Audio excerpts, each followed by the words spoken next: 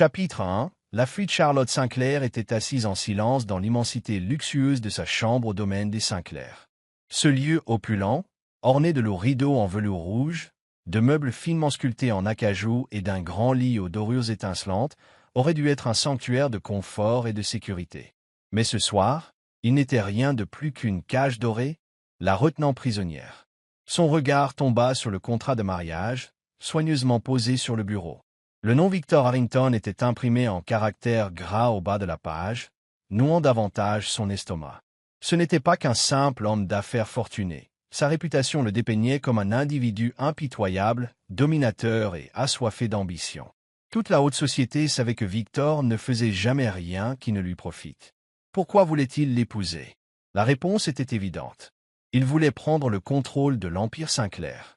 L'entreprise familiale vacillait au bord de la faillite à cause des mauvaises décisions commerciales de son père, George Sinclair. La fusion avec le Harrington Group était le seul moyen de sauver l'entreprise, et le prix de cet accord, c'était elle. Un mariage de convenance, une prison dorée inévitable, s'érigeant devant elle sans qu'elle puisse y échapper. Charlotte serra les poings, ses ongles s'enfonçant dans sa chair, se forçant à retenir ses larmes. Toute sa vie, elle avait vécu sous le joug des attentes parentales, enfermée dans l'image de la parfaite héritière. Mais la voici désormais vendue comme un vulgaire objet. Les fiançailles furent rapides et fastueuses, un spectacle digne de l'élite. La ville entière s'émerveillait de l'union de deux familles puissantes, mais Charlotte seule connaissait la vérité. Derrière le champagne étincelant et les sourires de façade se cachait un cauchemar éveillé. Ce soir-là, une fois les invités partis, Victor la ramena au manoir Harrington. Il n'avait plus besoin de jouer la comédie. Dans son bureau faiblement éclairé, il brisa son verre de whisky sur le sol avant de saisir le poignet de Charlotte, l'attirant violemment à lui. « Tu crois pouvoir me manipuler, Charlotte ?» Sa voix était froide, chargée d'une menace sourde. « Lâche-moi » protesta-t-elle en se débattant, mais sa poigne était trop forte. Il ricana, un sourire cruel aux lèvres, tandis qu'il effleurait sa joue avant de lui saisir fermement le menton. « À partir de maintenant, tu m'appartiens. Il n'y aura ni divorce, ni échappatoire. Tu seras ma femme et tu m'obéiras. » Le corps de Charlotte se mit à trembler de peur. À cet instant, elle réalisa la vérité effroyable. Victor ne cherchait pas seulement à s'emparer de la fortune de sa famille, il voulait également exercer un contrôle total sur elle.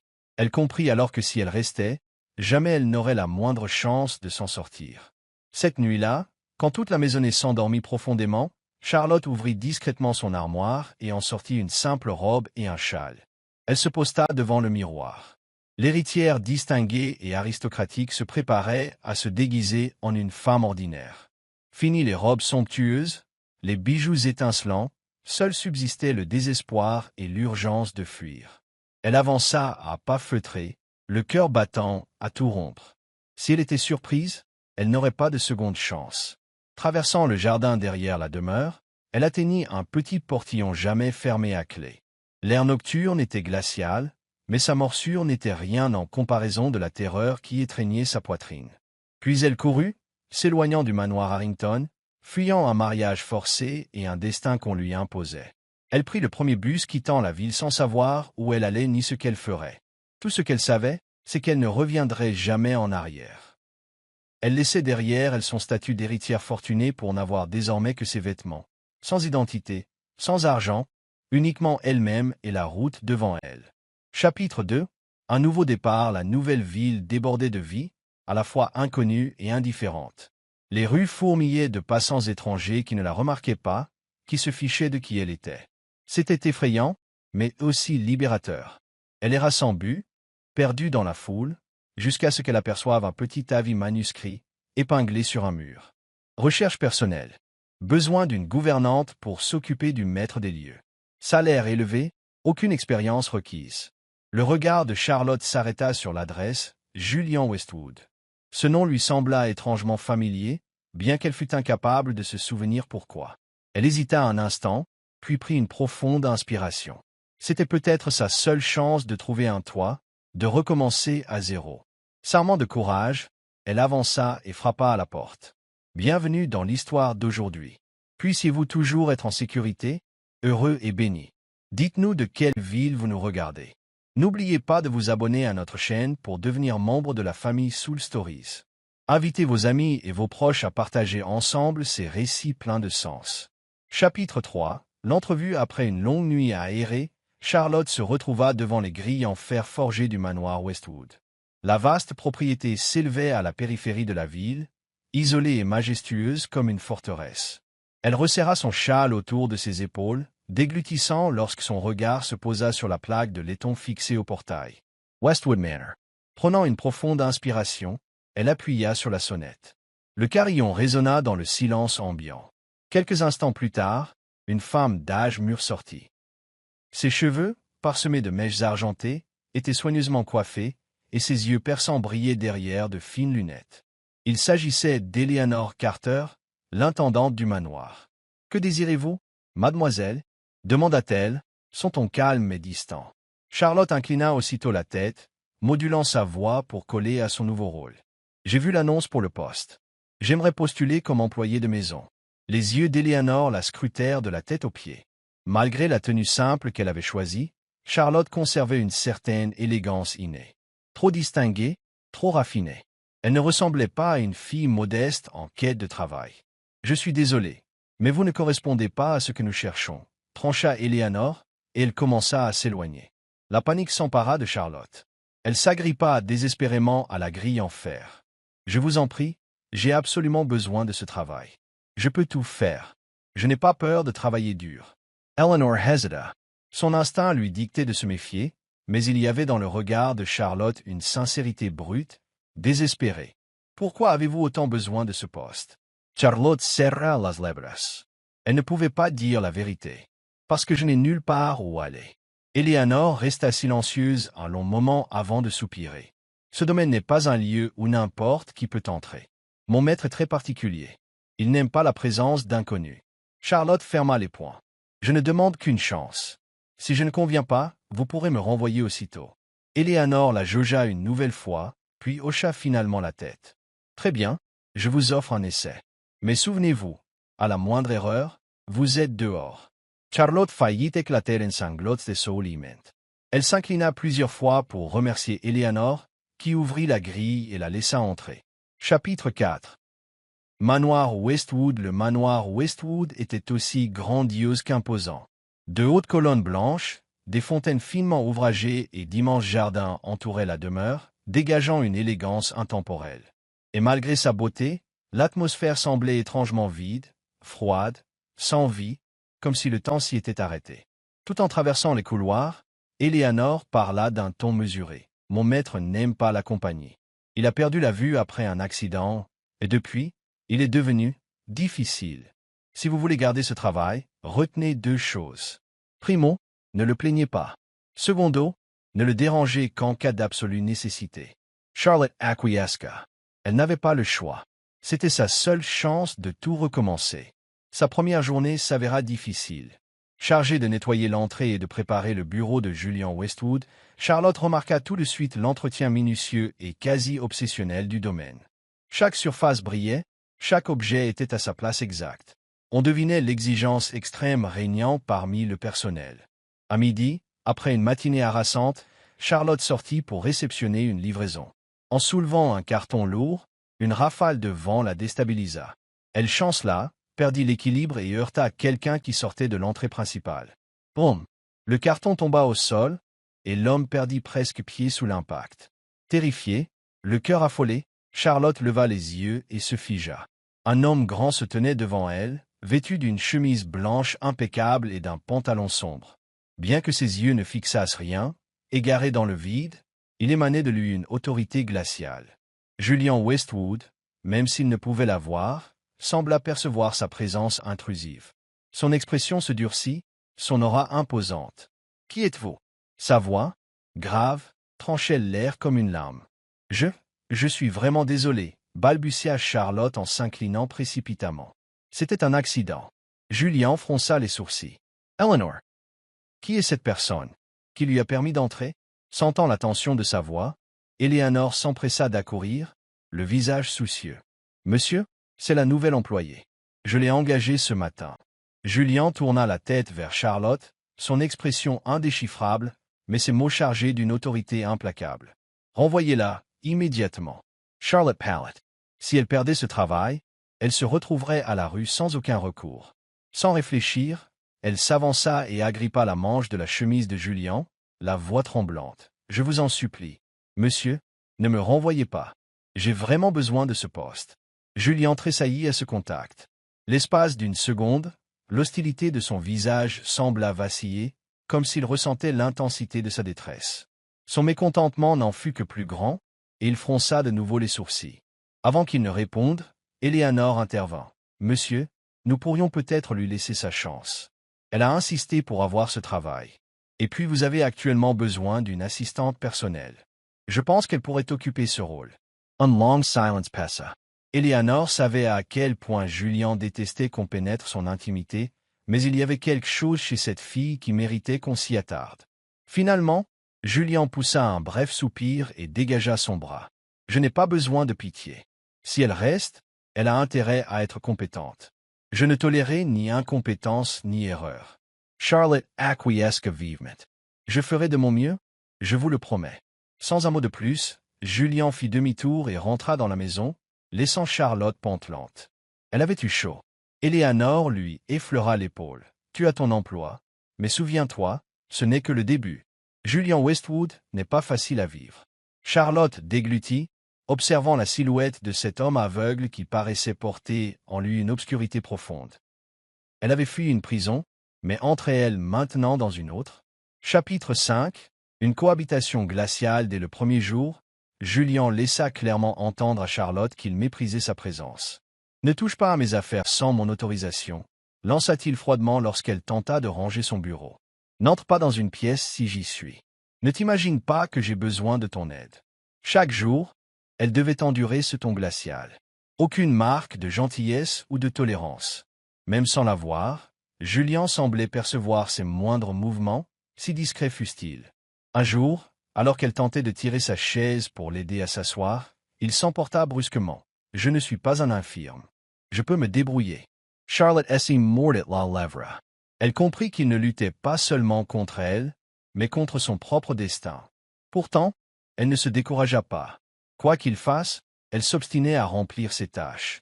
Elle lui apportait ses boissons, préparait ses vêtements, le guidait doucement dans les couloirs.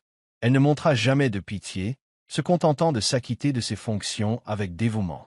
Et, peu à peu, Julian cessa de l'envoyer promener si souvent. Un après-midi, en rangeant son bureau, Charlotte découvrit un cadre photo posé à l'envers sur le secrétaire. Intriguée, elle le saisit. Sur la photographie figurait une jeune femme aux longs cheveux ondulés et aux yeux bleus doux. Mais ce qui retint son attention, c'était l'homme à ses côtés, Julian. Sur ce cliché, il voyait encore, et un léger sourire se dessinait sur son visage. Julian avait donc déjà souri ainsi. Incapable de réfréner sa curiosité, elle murmura. « Qui est-elle » Aussitôt, l'air sembla se glacer. Julian, assis sur son fauteuil, demeura immobile, le regard perdu dans le vide. Quand enfin il parla, sa voix était chargée d'amertume. « C'est la femme qui m'a quitté dès l'instant où j'ai perdu la vue, » dit-il d'un ton rauque, comme si l'entaille était encore béante. Elle ne supportait pas l'idée de rester avec un aveugle, alors elle est partie sans un mot. Le cœur de Charlotte s'y serra. Voilà pourquoi il se montrait si distant et glacial. Il n'était pas dépourvu d'émotion, il se murait pour se protéger d'une nouvelle souffrance. Elle reposa doucement la photo. « Je suis désolé, » souffla-t-elle. Julian ne répondit pas, mais pour la première fois, Charlotte eut l'impression que le gouffre entre eux s'était quelque peu atténué. Chapitre 6. Premier rapprochement cette nuit-là, alors que Charlotte s'apprêtait à se coucher, un bruit étrange provenait de la chambre de Julian. Elle se précipita et aperçut, à travers l'entrebâillement de la porte, qu'il était étendu sur son lit, le souffle court, en pleine transpiration. Ses mains agrippaient les draps. « Non, arrête !» Charlotte comprit aussitôt qu'il faisait un cauchemar. Sans hésiter, elle entra et effleura doucement son bras. « Julian !» Il se réveilla en sursaut, les bras se débattant instinctivement. Charlotte sentit sa poigne refermée sur son poignet, sa main était glacée, tremblante. « C'est moi » chuchota-t-elle. Charlotte. Respiration chaotique. Quelques secondes de flottement. Puis il retrouva ses esprits et relâcha sa prise, reculant brusquement comme par honte. Mais Charlotte ne recula pas. Ce cauchemar, c'était à propos de l'accident? Demanda-t-elle doucement. Julien ne répondit pas. Elle le voyait à présent, il cachait sa vulnérabilité derrière sa froideur apparente. Charlotte s'assit lentement sur le bord du lit. « Tout va bien. Je reste avec toi jusqu'à ce que tu te rendormes. » Julien garda le silence, mais pour la première fois, il ne la repoussa pas. Cette nuit-là, Charlotte demeura à ses côtés, veillant sur son sommeil agité. Le lendemain, quelque chose changea entre eux. Julien ne l'attaquait plus verbalement sans raison, ne la repoussait plus systématiquement quand elle approchait. Il commença à l'autoriser à l'aider davantage. Tous les matins, Charlotte l'accompagnait pour choisir ses vêtements. « De quelle couleur est-ce aujourd'hui » demanda-t-il. « Bleu marine » répondait-elle. « Ça vous va très bien. » Il opinait légèrement, sans protester. Elle le guidait à travers le manoir, l'aidait à s'adapter aux réaménagements qu'Éléanore effectuait parfois. Par moments, elle l'assistait même pour les moindres détails, boutonner sa chemise, lui servir un verre d'eau. Et il ne s'y opposait plus. C'étaient de petits changements, mais pour Charlotte, ils signifiaient tout. Chapitre 7. Un contact inattendu un après-midi, alors qu'elle classait des livres dans le bureau de Julien, Charlotte fit un faux pas et faillit tomber. Julien, malgré sa cécité, eut un réflexe instinctif. Il tendit le bras pour la rattraper. Tous deux se figèrent. Sa main se posa sur le visage de Charlotte. Ses doigts effleurèrent sa joue, suivirent la courbe de son nez, puis le contour de ses lèvres. Il fronça légèrement les sourcils. « Charlotte !» Sa voix était plus basse, moins distante. Charlotte se raidit, le cœur battant la chamade. Puis, aussi lentement qu'il l'avait touchée, Julien retira sa main. « Désolé » murmura-t-il. Charlotte ignorait pourquoi, mais un étrange sentiment de déception l'envahit. À cet instant, elle comprit que quelque chose avait changé. Quelque chose, sans nom, avait commencé à grandir en elle. Chapitre 8. La vérité sur l'accident. Charlotte avançait à pas feutrés dans les couloirs silencieux de Westwood Manor, un plateau de thé à la main pour Julien, comme chaque soir. Mais en approchant de son bureau, elle entendit une voix inconnue s'échapper de la porte entr'ouverte. « Nous avons de nouvelles informations sur l'accident, Monsieur Westwood. » Charlotte s'immobilisa, son cœur tambourinant dans sa poitrine. Une peur instinctive la paralysa, la poussant à se tapir contre le mur pour écouter. La voix de Julien trancha le silence, grave, maîtrisée mais imprégnée d'une colère contenue. Toujours aucune preuve solide. Nous avons suivi plusieurs pistes, elles mènent tout à un nom. Harrington Group, expliqua l'homme. Il n'y a pas encore de preuves formelles, mais des transactions financières louches ont eu lieu juste avant l'accident. Certains témoins auraient pu savoir quelque chose, mais ils ont soit disparu, soit refusé de parler. Un frisson glacial parcourut Charlotte. Harrington Group. Impossible que ce soit un hasard. Elle savait qui se cachait derrière tout ça. Victor. Il n'avait pas seulement cherché à détruire sa famille. Il s'en était aussi pris à Julien. Pourquoi? Pour éliminer un concurrent? Où était-ce le plan depuis le début? Anéantir tout ce qu'elle aimait, la priver de tout espoir.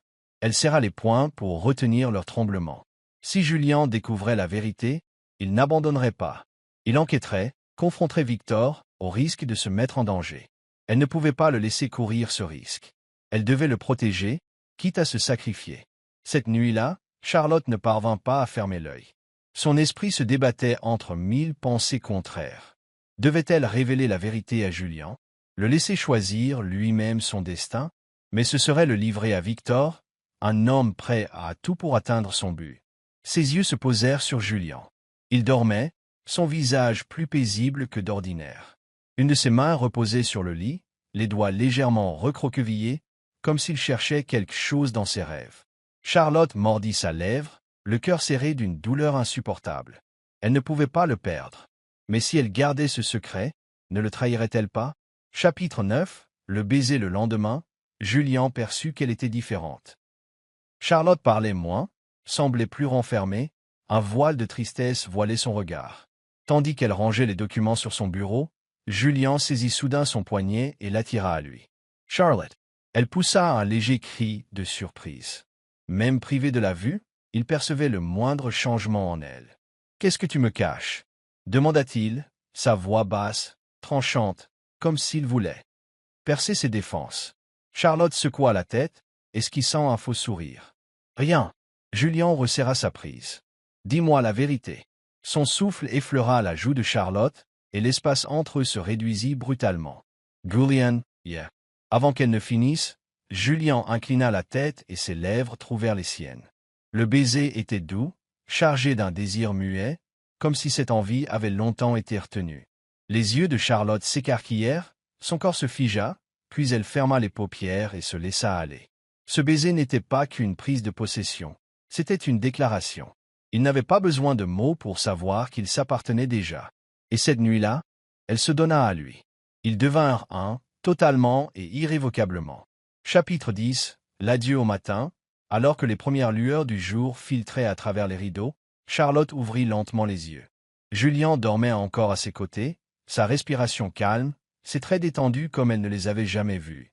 Elle se leva avec précaution, décidée à le réveiller pour enfin lui avouer la vérité. Mais à peine avait-elle fait un pas vers la porte qu'une voix la glaça. Charlotte Sinclair. Tout son être se figea. Non. Elle se retourna et sentit le sol se dérober sous ses pieds. Victor Harrington se tenait au milieu du vaste hall d'entrée. Il n'était pas seul. 2 gardes imposants l'entouraient, leur regard froid et menaçant. La respiration de Charlotte s'accéléra, la panica la submergea. Son regard s'échappa vers l'étage, où Julian dormait encore, inconscient du danger. Elle ne pouvait pas le laisser se réveiller dans cette situation. Elle devait le protéger.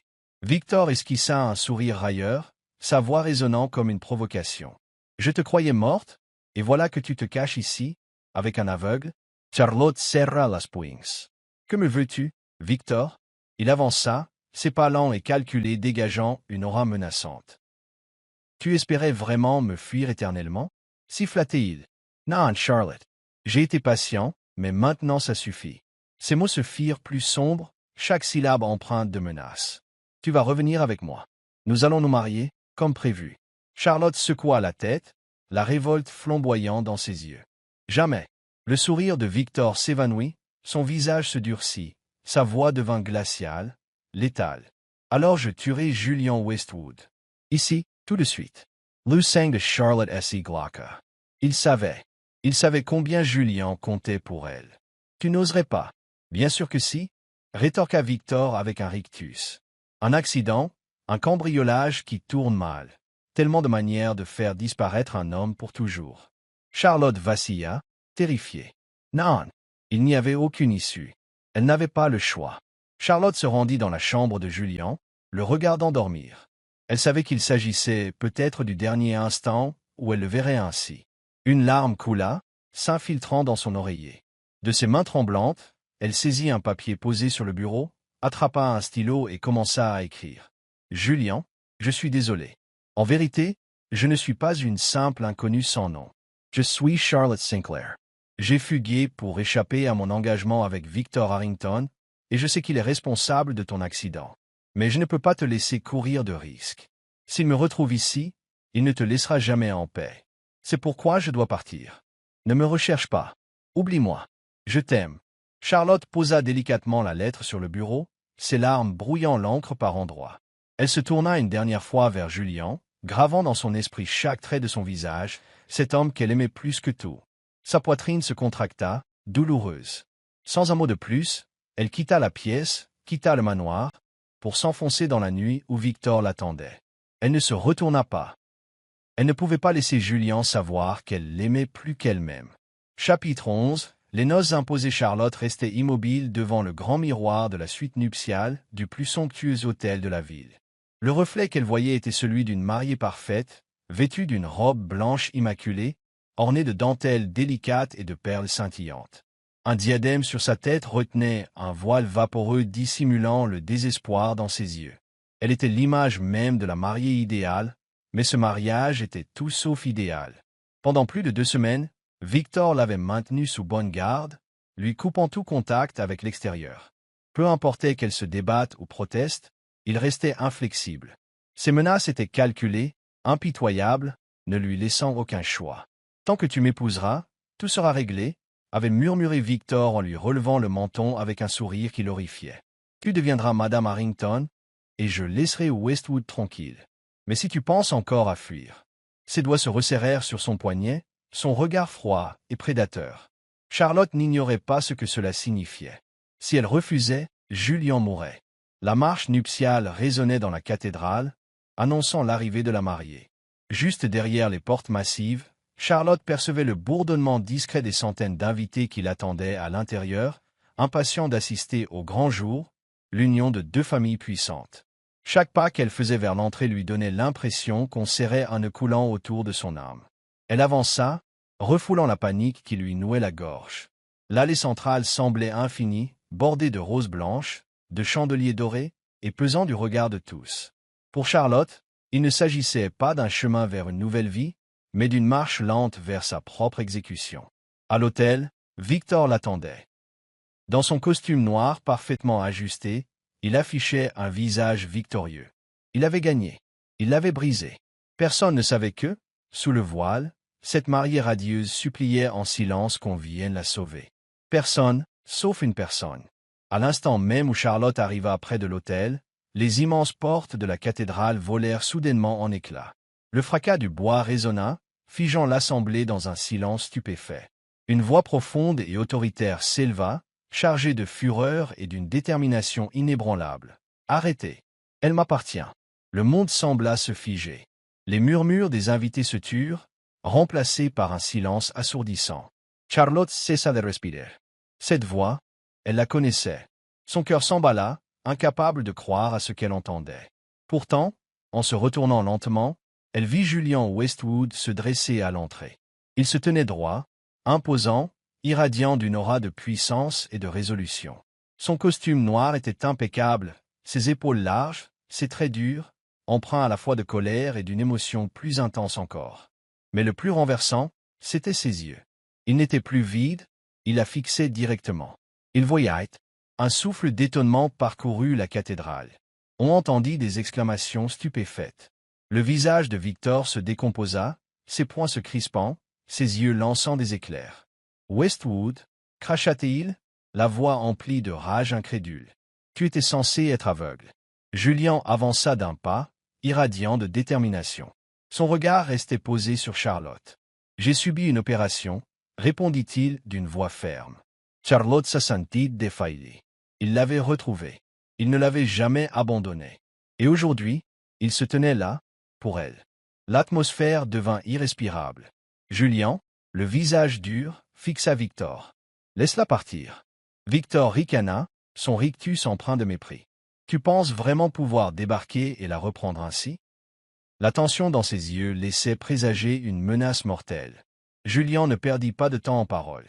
Il reporta son attention sur Charlotte. Dans son regard, une étincelle de douceur illumina sa colère. « Charlotte, viens avec moi. » Charlotte sentit son cœur se serrer, des larmes lui montèrent aux yeux. Ce simple appel, chargé de certitude, réduisit à néant toutes les barrières qu'elle avait tenté d'ériger. Elle avança d'un pas tremblant, pleine d'espoir. Mais alors qu'elle tentait de le rejoindre, un déclic métallique fendit l'air. Des cris d'effroi jaillirent dans la cathédrale, et le sang de Charlotte se glaça. Victor venait de dégainer un pistolet. Un lourd silence s'abattit. Westwood, siffla-t-il, la main ferme, le viseur braqué sur Julian, le regard aussi coupant qu'une lame. « Tu étais aveugle, et tu peux désormais voir. Dans ce cas, je vais te renvoyer dans les ténèbres, à jamais. » Le cœur de Charlotte se mit à cogner si fort qu'elle crut qu'il allait exploser. Son regard se braqua sur le canon, sur le doigt de Victor qui pressait la détente. Il allait tirer. Aucune hésitation possible. Elle se rua en avant. Bang! La détonation claqua. Assourdissante, irrévocable. Le temps sembla s'arrêter. Charlotte se sentit traversée d'une brûlure atroce, son corps se paralysant tandis qu'une chaleur poisseuse s'étendait sur sa robe. Du sang. Un rouge profond, maculant l'immaculé de sa tenue. La cathédrale explosa en cris d'horreur. Des exclamations, des bousculades, mais elle n'entendait plus rien. Seulement cette douleur déchirante, ce vide qui lui coupait les jambes. Elle s'effondra, mais des bras la rattrapèrent. Solids, familiars, tremblants. Julian. Son visage était livide, ses yeux agrandis par la terreur, son souffle saccadé. Il la serrait contre lui, comme s'il voulait la retenir au bord de la vie. Charlotte. Sa voix se brisa. Non, non, reste avec moi. Elle voulut sourire, mais ses lèvres ne bougèrent presque pas. Sa main tremblante chercha la joue de Julian. Julien, tu es venu pour moi. Sa voix n'était qu'un souffle. Ne parle pas, tiens bon. L'implora-t-il en l'étreignant. Mais le sang s'écoulait trop vite. L'alarme des sirènes retentit. Les lourdes portes de la cathédrale s'ouvrirent de nouveau, laissant entrer la police, armes au poing et hurlements d'ordre. En un éclair, Victor fut encerclé. On le plaqua au sol, menottes claquant à ses poignets. Victor Harrington, vous êtes en état d'arrestation pour association de malfaiteurs, crime financier et avoir orchestré l'accident de Julian Westwood. Il se débattit, fou de rage, mais il avait perdu. Julian, lui, n'avait Dieu que pour Charlotte. Elle s'éteignait dans ses bras. Elle voyait tout se troubler. Un froid envahissait son corps, le privant de sensation. Mais les mains de Julian, elles, étaient toujours là, chaudes, fermes. « Tu ne peux pas me laisser » murmura-t-il, les larmes aux yeux. « Je t'en supplie. » Un rictus de souffrance déforma son visage. Charlotte tenta de murmurer. « Je t'aime, Julian. » Le noir l'emporta. Chapitre 12. Entre la vie et la mort, le sang était partout, tachant les mains de Julian, maculant le marbre immaculé, souillant la dentelle délicate de la robe de Charlotte. La vision de son corps inerte, son souffle se dissipant, le regard vide. Julian n'avait jamais ressenti une telle terreur. Lorsque l'ambulance arriva, il hurla de se dépêcher, monta auprès d'elle, agrippant sa main tandis que les sirènes fondaient la ville. Chaque seconde était un supplice. « Charlotte, ouvre les yeux. Regarde-moi. » Aucune réponse. Ses doigts, autrefois si pleins de vie, devenaient glacés. À l'arrivée à l'hôpital, on la mena directement au bloc opératoire. Julian voulut suivre, mais on le repoussa. « Il faut qu'on l'opère tout de suite. Laissez-nous faire, ou elle risque de ne pas s'en sortir. » Les portes se refermèrent, le laissant impuissant. 7 heures. Il ne sut plus combien de temps s'écoula, seulement que chaque minute était un calvaire. Il ne ressentait ni faim ni fatigue, uniquement la douleur lancinante qui lui broyait l'âme. Charlotte luttait quelque part derrière ses murs, et lui ne pouvait rien faire. Pour la première fois de sa vie, Julian pria, comme un homme désespéré. « S'il vous plaît, ne me l'enlevez pas. Je ferai n'importe quoi, mais sauvez-la. » Pas de réponse, sinon le tic-tac de l'horloge, indifférente. Quand le chirurgien sortit enfin, Julian se jeta presque sur lui, le souffle court, prêt à tout pour entendre la vérité. « Nous avons réussi l'intervention, » dit le médecin. Les jambes de Julian flanchèrent, submergées par le soulagement. Mais le médecin ajouta, « Elle n'est pas encore consciente. On ne peut pas garantir son rétablissement, tout dépend de sa volonté de se battre. » Look heard at Julian S. Sarah. Sa volonté. Charlotte était forte, elle s'était toujours battue. Elle allait s'en sortir, n'est-ce pas? Sans attendre, il bouscula le médecin, s'engouffrant dans la chambre. Son univers s'écroula en voyant Charlotte étendue, la peau si pâle qu'elle se confondait avec les draps. Les machines bipaient autour d'elle, la maintenant en vie. Des perfusions couraient le long de ses bras, un tube à oxygène ornait ses lèvres, un moniteur cardiaque rythmait ce fragile équilibre entre espoir et tragédie. Julian s'assit près du lit, prit sa main glacée dans la sienne. « Charlotte, je suis là. J'ai any party right plus. » Elle ne répondit pas, immobile telle une poupée de porcelaine brisée. Une angoisse insoutenable l'envahit, et s'il la perdait vraiment, il ne l'avait jamais connue si vulnérable. Il s'accrocha à sa main, comme un noyé à une bouée, suppliant en silence. Le temps n'avait plus de sens. Les heures se fondaient les unes dans les autres, il ne mangeait pas, ne dormait pas, restait simplement à lui parler. Il lui raconta leur première rencontre, ses manies, la façon dont elle avait illuminé son monde avant même qu'il ne recouvre la vue. Elle, toujours endormie. Pourtant il continuait, persuadé que sa voix pourrait l'atteindre dans les ténèbres. Il s'épuisait, mais il tenait bon. « Tu m'as promis de ne pas me quitter, tu te souviens ?» murmura-t-il, la voix brisée. « Si tu te réveilles, je te jure que je ne te lâcherai plus jamais. » J'ai été le jour, Charlotte. Une larme roula sur sa joue, atterrissant sur la main inerte de Charlotte. Soudain, il sentit quelque chose d'humide. Il eut un hoquet de surprise. Une larme coulait sur la joue de Charlotte. Julian se figea, le cœur battant à tout rompre. Elle l'entendait. Elle était toujours là.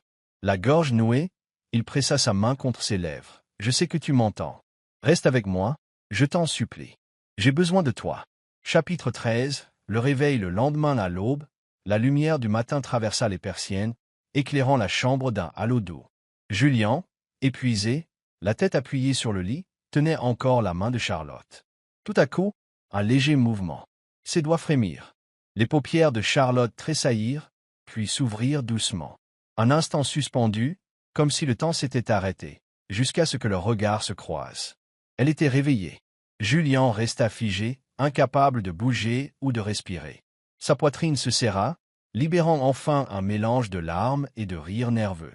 D'une voix à peine audible, Charlotte murmura « Julien, je suis revenu. » Sun Universe Esselomena. Il s'empara de sa main, la pressa contre son visage, un sanglot muet déchirant sa gorge. Les jours de tourment, la peur, la douleur, tout s'effondra pour faire place à un bonheur absolu. Elle était sauvée. Et cette fois, il ne la laisserait plus partir. Chapitre 14. Une proposition inattendue lorsque Charlotte ouvrit à nouveau les yeux, elle sentait la vie revenir peu à peu dans son corps. Julien, lui, oscillait entre un soulagement extatique et un amour si grand qu'il en était presque douloureux. Incapable de retenir ses émotions, il sortit un petit objet de la poche de son gilet. Une bague, luisant faiblement sous la lumière crue de l'hôpital, les diamants scintillant comme une étoile solitaire. Ses mains tremblaient alors qu'il s'agenouillait près du lit, les battements de son cœur affolés. Charlotte écarquilla les yeux, émue aux larmes. Elle ne s'attendait pas à une telle scène, là, dans une chambre d'hôpital. Mais Julien ne sia pas, ses yeux ancrés dans les siens, sa voix basse et pleine de certitude. « Autrefois, je vivais dans les ténèbres, et tu as été la seule lueur à m'éclairer. Je ne peux plus te perdre, Charlotte. Épouse-moi. » Le décor disparut, il ne resta plus que deux, unis par cet instant unique. Charlotte couvrit sa bouche de sa main, submergée d'émotion. Sans l'ombre d'une hésitation, elle dit d'une voix vacillante « Oui, Julien. Oui, je le veux. » Un sourire sincère éclaira son visage, celui qu'elle avait rêvé de voir tant de fois. Il lui passa la bague au doigt avec une infinie délicatesse, scellant sa promesse. À partir de ce moment, elle lui appartenait, et lui appartenait. Charlotte ne put retenir son élan. Elle l'enlaça, enfouissant son visage dans son épaule, retrouvant cette chaleur qu'elle avait failli perdre pour toujours. Ils se tinrent ainsi, leur cœur battant à l'unisson, comme si rien au monde ne pourrait plus jamais les séparer. Chapitre 15. Un mariage choisi un an plus tard, sous un ciel d'automne d'un bleu limpide, Charlotte se regardait dans le miroir, vêtue d'une robe de mariée immaculée. Plus de crainte, plus de cauchemars, seulement de la joie et de l'amour. Cette fois, c'était un mariage consenti, dicté par son cœur et non par la contrainte. Au bout de l'allée, Julien l'attendait, le regard posé sur elle, empli d'une dévotion profonde. Jadis prisonnier de sa propre obscurité, il se tenait là, souriant avec toute la tendresse d'un homme ayant retrouvé sa raison de vivre. Charlotte s'avança jusqu'à lui. Il saisit ses mains, leurs doigts s'entremêlant. Autour d'eux, plus rien n'existait, si ce n'est ce moment sacré.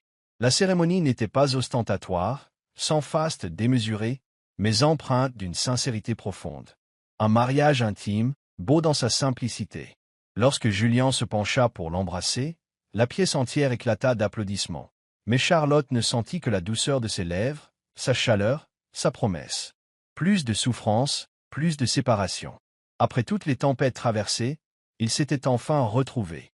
Après la cérémonie, la vie reprit son cours, mais transformée. Julien travailla de nouveau, cependant il n'en était plus esclave. Charlotte demeurait sa priorité, son trésor. Et Charlotte, après tout ce qu'elle avait vécu, prit une décision. Aider les femmes prisonnières d'une situation semblable à la sienne. Soutenue par Julien, elle créa une fondation pour ces femmes en détresse, leur offrant un refuge, un moyen de se reconstruire. Ensemble, ils bâtirent un futur, pas seulement pour eux, mais pour tous ceux qui avaient besoin d'espoir. Et personne ne pourrait plus jamais leur enlever cela. La vie n'était pas parfaite, mais ils se soutenaient, unis par un amour inaltérable. 2 ans après leurs noces, leur bonheur grandit encore. Charlotte tomba enceinte. Quand elle l'annonça à Julien, il resta figé, comme pétrifié, avant de la serrer contre lui, la voix tremblante d'émotion. « C'est vrai, tu portes notre enfant ?» Ses mains effleurèrent son ventre avec précaution, comme si un simple contact pouvait sceller la réalité. Ils allaient fonder une famille. Les mois qui suivirent furent les plus doux de leur existence.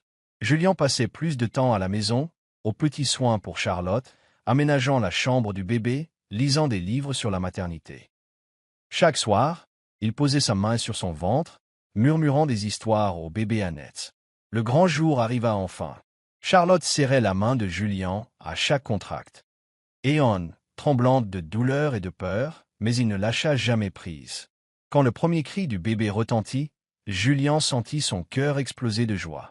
Les larmes lui montèrent aux yeux tandis qu'il contemplait ce petit être, un garçon, qui avait hérité de ses yeux bleus profonds. Charlotte, épuisée mais radieuse, le regarda. « Comment allons-nous l'appeler » chuchota-t-elle. Julien observa le bébé dans ses bras, puis reporta son attention sur Charlotte. « Ethan » murmura-t-il avec une tendresse infinie. « Ethan Westwood » Charlotte acquiesça, le regard brillant de bonheur. Désormais, le manoir Westwood n'était plus un lieu austère et solitaire, il résonnait des rires, de la chaleur d'une famille unie, du bruit joyeux de Julien faisant tournoyer son fils dans les airs tandis que Charlotte les regardait, le cœur débordant d'amour. Leur histoire n'était plus un sombre récit de tragédie, mais une ode à l'amour, à la renaissance et à un avenir construit ensemble. Julien avait un jour cru qu'il vivrait éternellement dans les ténèbres, mais Charlotte était apparue, devenant sa lumière. Aujourd'hui, cette lumière ne rayonnait plus seulement pour elle, mais aussi pour Ethan, ce petit être qui symbolisait la concrétisation de leur amour. Ils s'étaient perdus une fois, mais plus jamais ils ne se quitteraient. Ensemble, ils avançaient, parfois confrontés à des épreuves, mais toujours unis par l'amour et l'espérance. Car l'amour véritable n'est pas qu'une promesse, il est la persévérance, le sacrifice, la volonté de se battre l'un pour l'autre à tout prix. Charlotte et Julien prouvaient que, quelles que soient les cruautés du destin, si deux cœurs sont faits pour se retrouver, il existera toujours un chemin. Et la plus grande leçon sans doute, c'est que le bonheur ne réside pas dans la perfection, mais dans chaque instant partagé. Par-dessus tout, l'amour ne consiste pas seulement à chercher la lumière dans l'obscurité, mais à devenir cette lumière pour la personne aimée. Partagez vos impressions dans les commentaires. N'oubliez pas d'aimer, de vous abonner et de partager cette histoire avec vos amis et votre famille.